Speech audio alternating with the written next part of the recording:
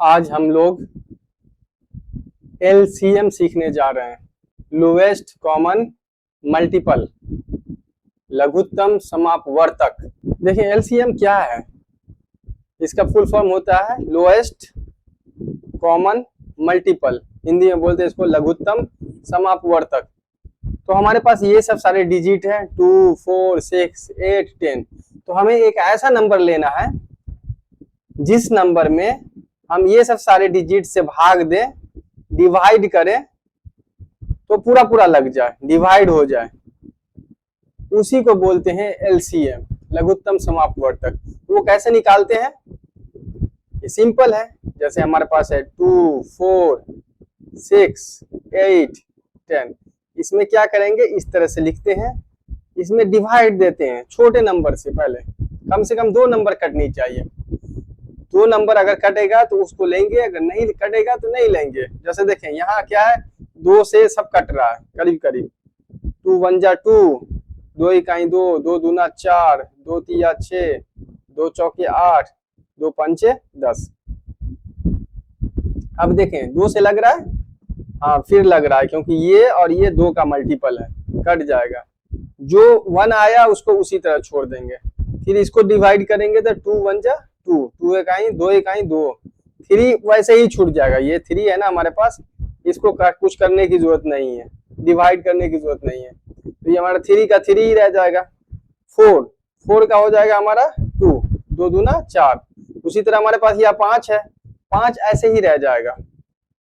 देखिए अब ये अलग अलग नंबर है, इसमें अब भाग देने की जरूरत नहीं है, ये अब नहीं कटेगा। अब इसको क्या करेंगे, सिंपली जितने भी नंबर है हमारे, ये हमारे है 2, 2 है, फिर 2 है, फिर 1 है, फिर 1 है, फिर 3 है, फिर 2 है, फिर 5 है, ये सब सारे से हमें गुना कर देना है।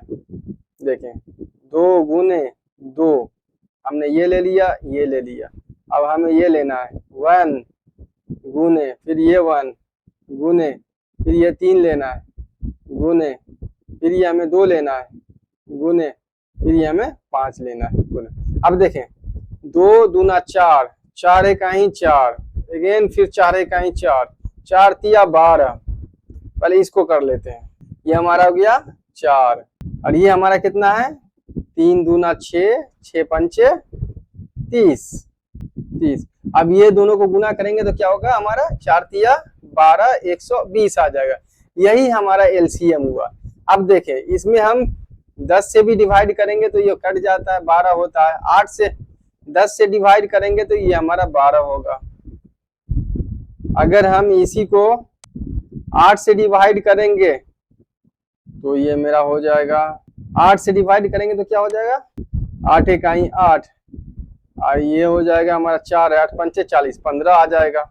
अगर फिर हम 6 से डिवाइड करते हैं तो हमारा हो जाता है 6 दूना 12, 20 आ जाता है। अगर हम इस 4 से डिवाइड करते हैं तो देखें 4 तिया 12, 30 आ जाता है, पूरा पूरा कट रहा है। अगर हम इस 2 से डिवाइड करते हैं तो ये भी पूरा पूरा कट जाएगा, ये 60 हो जाएगा। तो ये ऐसा नंबर है जो सभी में पूरा पूरा भाग लग जाता है, लोएस्ट नंबर है। 140 में भी लगेगा लेकिन ये बड़ा नंबर हो जाता है। तो हमें चाहिए छोटा नंबर, लोएस्ट नंबर।